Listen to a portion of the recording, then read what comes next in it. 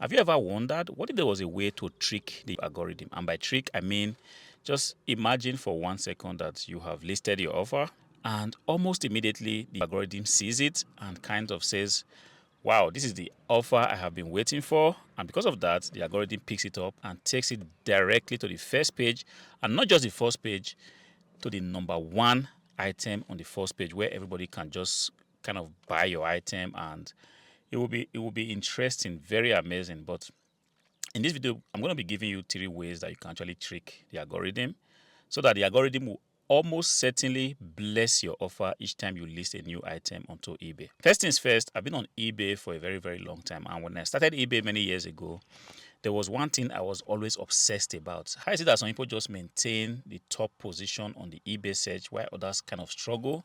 Sometimes you list an item, even though the item is very good, you just realize that the eBay algorithm doesn't seem to pick it up. So in the very beginning, what I was doing was really looking for a way. I just imagined that there must be something I could just push, maybe some line of code or some special title I could just add to my listings in such a way that each time I list an item, the item will always find its way to the first page of the eBay search. But the more I tried, the more I realized that there was no direct way to actually tweak the algorithm to make it love you. But there are so many indirect ways you can actually do this. And in this video, I'm going to be sharing my experience with you. And these are experiences I've been gathering since 2013. And one of the ways you can actually indirectly tweak the algorithm to love your offer is to use the title bar that eBay has given to us. Sometimes this title bar, some people just kind of commonize it. They think that it's just a place where you can just scribble some few stuff about your offer. You see, this title bar is one indirect way you can actually speak to the algorithm. The algorithm, whatever it is, sees and reacts to what it sees, So if you pay a lot of attention to your title, then you can indirectly make the algorithm to realize that, yes, so and so offer has been listed, and I'm going to do my best to make sure that this item gets sold. See, how do you do this? Understand that, first of all, on the eBay title, we have about 80 characters. Yes, 80 characters, if I remember correctly. Some people actually list their items without fully utilizing these 80 characters. I don't know why this is so, but sometimes I feel like it's a little bit of laziness on the part of whoever is selling the item. What you want to do, first thing, you want to ensure that you are actually utilizing, if whenever it's possible, these 80 characters that you have to use. Make sure you fill in the title to the point that you have at least 80 characters. Sometimes I just realize that I have between 78 and 80. Whenever it's possible, I always make sure to use the 80 characters. And if you do that, that is the first check that, yes, you are optimizing your titles.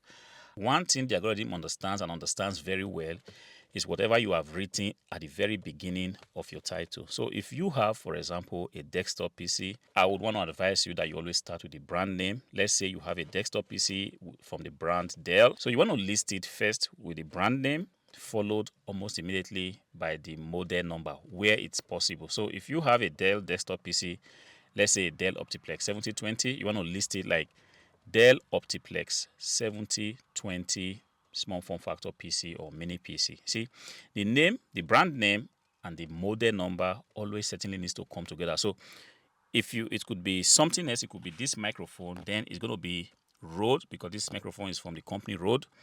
It's going to be Rode Wireless Go 2, in which case the model number is Wireless Go 2 and the company name is Rode. If you can do this for all your offers, then you're going to be communicating directly to the algorithm that, hey, an offer has been listed.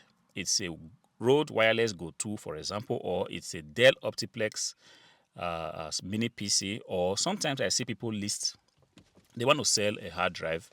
It's a Samsung hard drive. That's the brand name. And it's a 256 gigabyte Samsung. They just go ahead and start with listing SATA SSD. This is not how you list on eBay in 2024. You want to start with the brand name, in this case, Samsung, and the model number. If you have the model number, include it, and then you want to go ahead to state what capacity it has. If it's a 1 terabyte, if it's a 256 gigabyte SSD, then you can actually include that, having written the brand name, the product number or the product name, then every other thing comes in until you are able to utilize the 80 characters that you have. But if you think that this is too complicated for you, another hack I will give to you is just to look at what people are selling.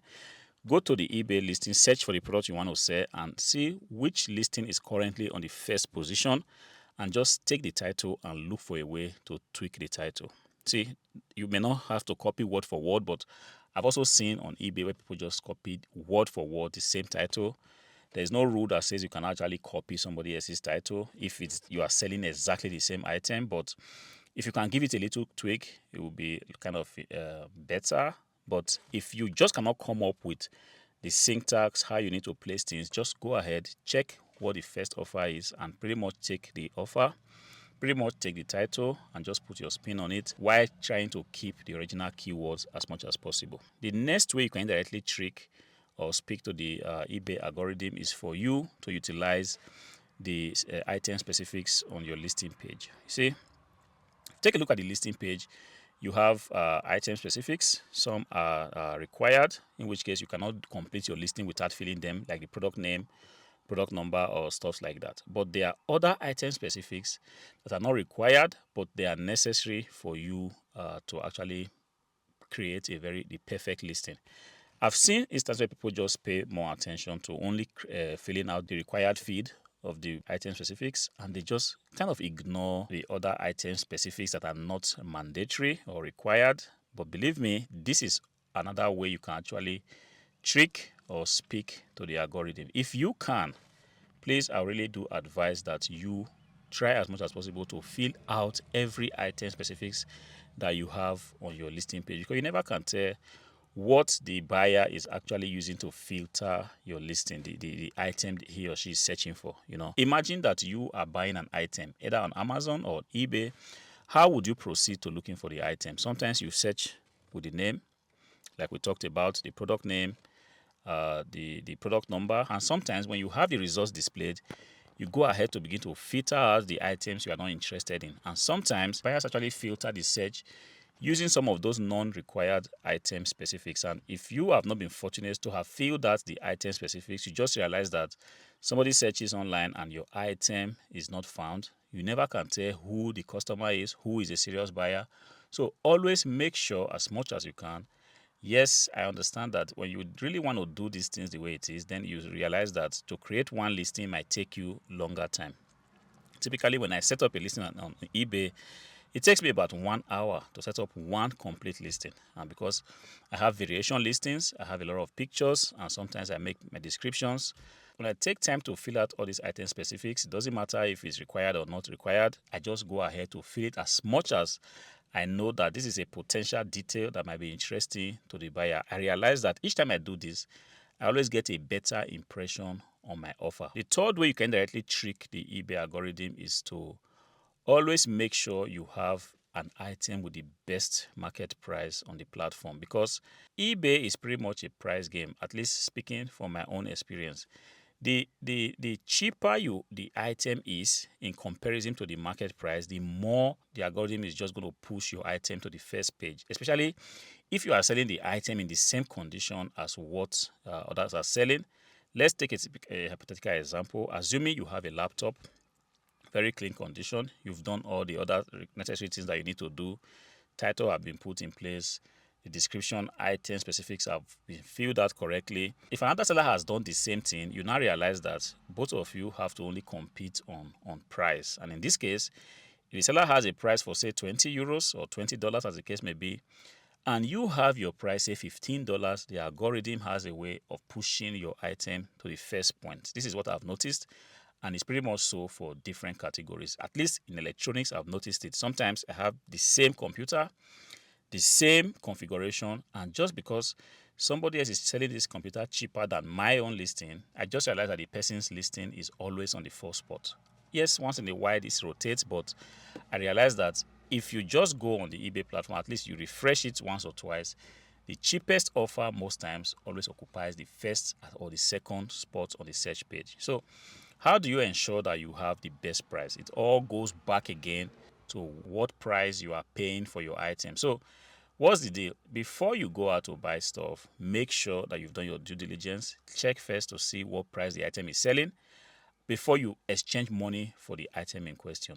What most people do is that they go all out to thrift. They never ever check what the price is. They buy a bunch of stuff and then they bring it home and then try to list it on the platform, only to realize that there's an offer with an unbeatable price, and it becomes very, very difficult. So sometimes you think €5 or $5 is not a lot, but believe me, when you list an item on eBay, $5 is enough to make a customer or a buyer not click on the buy it now button. And some people even have price difference of more than $20 above the prevailing market price. This will just see the algorithm leaving your offer in the third or even the fourth page, where you will never ever get a sale. So the rule is, whenever you go out to source for item, always make sure, because money actually is made at the point of you buying the item. It doesn't make sense when you think about it, first looking at it, but at the end of the day, you actually make your profit while you buy the item, not when you sell. When you sell it, it's just a later transaction. As soon as you buy the item, if you have bought it wrongly, then there's no way on earth you can actually make profit. But as soon as you buy it correctly, you've already created for yourself a potential profit. You see, always make sure that wherever you are sourcing your items from, they are very competitive. New sellers always are excited whenever they get a source or a supplier promising them to give them large quantities of an item and from a price that they think it's fair. Sometimes don't ever rely on your minds to believe that the price is fair. The only way you can actually compare or confirm if a price is fair or not is for you to go to the sold listings, check the prevailing price for which the item is selling. Not only that, you also have to check on the active listings on the platform to see how much sellers are selling the same item that you tend to buy. And if you realize that whenever you buy the item, you might be having difficulty selling it within the prevailing market price, you have the option of not buying the item or negotiating further with the supplier. So with these three ways, if you learn to use it properly, it doesn't happen overnight. It also takes time to become good at it. It takes time to develop good titles. It takes time and effort to fill out all the item specifics, as well as it takes a lot of skill to learn to buy items correctly. But if you spend your time learning these three skills and actually implementing them, you will see that ultimately you'll be communicating with the algorithm and people will be wondering, how is it that you are able to list an item? As soon as it gets indexed, the item immediately gets to the first, second, or third position on the eBay search page. I hope this video helps you. Don't just be a listener, also try to practice these things. If it does, go ahead and click on the like button, subscribe to the channel. Until I see you again, peace.